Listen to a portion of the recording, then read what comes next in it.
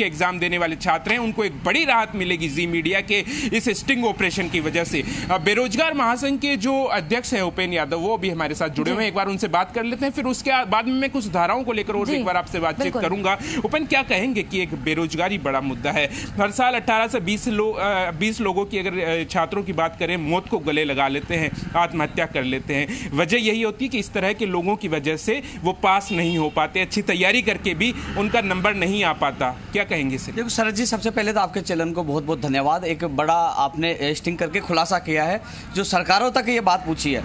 कल भी हमने हजारों की संख्या में महापड़ाव डाला था। हम सख्त कानून की मांग कर रहे हैं कि फर्जी डिग्री डिप्लोमे भी आते हैं, पेपर लीक भी होते हैं, और जो बेरोजगार को बरगलाया जाता है, लाखों रुपए लिया जाता है कि बेरोजगार अवसाद में रोजगार के लिए गलत रास्ते पे जा रहे हैं, अपराध की दुनिया में कदम रख रहे हैं। ऐसे में इसमें सख्त कानून बनाने की जरूरत है केंद्र सरकार, राज्य सरकार को। कम से कम मैंने देखा है, मुझे धरने प्रदर्शन के दौरान कई बार मुझे जेल में डाला गया, तो मैंने देखा कि अपराधी जेल में होते हैं, वो कहते हैं 80 लाख रुपए हमने कमाए, 5-7 लाख रुपए वकील को देकर छूट जाते हैं, और वो बाहर आ गए। जैसे लाइब्रेरियन का पेपर आउट हुआ, जो अपराधियों के नाम आई, वो आज बाहर घूम रहे हैं। ऐसे में कानून सख्त बनना चाहिए। इंटरव्यू का जो मामला सामने है, वहां भी पैसों के लेन देन का मामला सामने आया। ऐसे में कई मामले सामने आ रहे हैं। ऐसे में बेरोजगार और युवाओं में जो तैयारी नीट की कर रहे हैं, चाहे प्रतियोगी परीक्षा की तैयारी कर, अविश्वास उत्पन्न हो रहा है। अब कल भी हमने मांग की थी और आगे भी लगातार हमारा संघर्ष जारी है कि पारदर्शिता रहे और अपराधी जेल के अंदर है। कानून आपसे भी कई जुड़े रहते हैं बेरोजगारों के साथ साथ, वो छात्र क्या कहते हैं इस ऑपरेशन के बाद, कितना फायदा मिल पाएगा उनमें? हालांकि ऑपरेशन होने के बाद उनमें ये विश्वास तो जागा है। मीडिया के माध्यम से धन्यवाद देना चाहूंगा आपको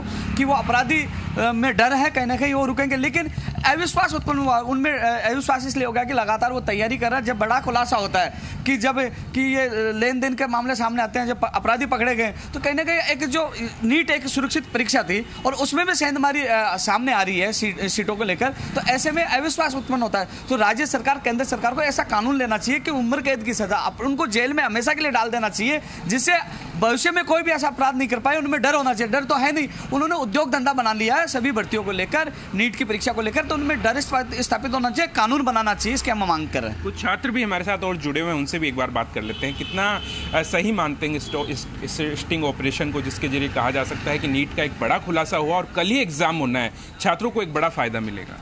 सर, जो स्टिंग ऑपरेशन हुआ है वो छात्रों के लिए अच्छा है, लेकिन इसके साथ ही गवर्नमेंट को ध्यान देना चाहिए। जो फर्जीवाड़ा होता है, पेपर बिक जाते हैं, उन पे सख्त से सख्त कार्रवाई करनी चाहिए, उन अपराधियों को जेल में डालना चाहिए। ओपन, एक चीज़ और है कि जो आत्महत्या बच्चे कर लेते हैं, क्या उसके लिए इन्हें जिम्मेदार माना जाए ऐसे लोगों को, क्योंकि इनकी वजह से ये घटनाएं सामने आती हैं? बिल्कुल बिल्कुल सही बात है। सिस्टम में जो खामियां सबसे बड़ी अवसाद में चला जाता है।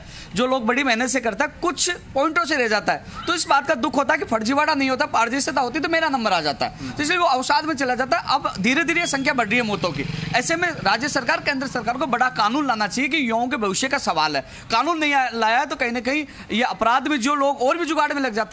मैं उदाहरण देना चाहूंगा, जुलाई 2018 मुझे जेल में डाला गया। एक अभ्यर्थी मिला, बोले कि मैं लगातार तैयारी कर रहा था, मैं कुछ पॉइंटों से रह गया था, लेकिन मेरे पड़ोसी पैसे देके लगे थे। इस बार मैंने भी जुगाड़ किया, जन सरोकार के मुद्दे उठाता रहा है और यहाँ पर भी हमने यही किया।